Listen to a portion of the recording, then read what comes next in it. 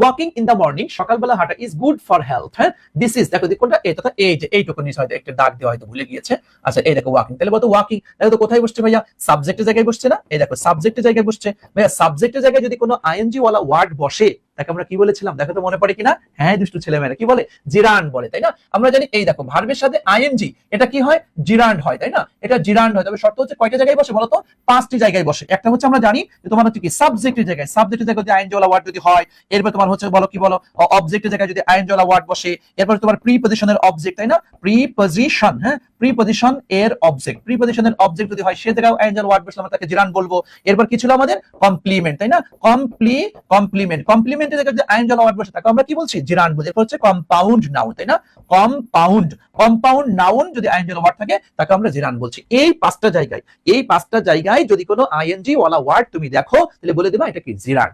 সাবজেক্টের জায়গায় আইএনজি, জিরান্ড। অবজেক্টের জায়গায় আইএনজি, জিরান্ড, তাই না ভাইয়া? এরপর তোমার কি প্রিপজিশনের পর আইএনজি, জিরান্ড। হ্যাঁ, কমপ্লিমেন্টের জায়গায় আইএনজি, জিরান্ড। কম্পাউন্ড নাউন হিসেবে আইএনজি, জিরান্ড। এটা কিন্তু আমরা শিখেছি, আশা করি তোমাদের মনে থাকার কথা। সো আমরা এখানে an example of জিরান্ড। ওকে ভাইয়া, ওকে ঠিক আছে, থ্যাংক ইউ।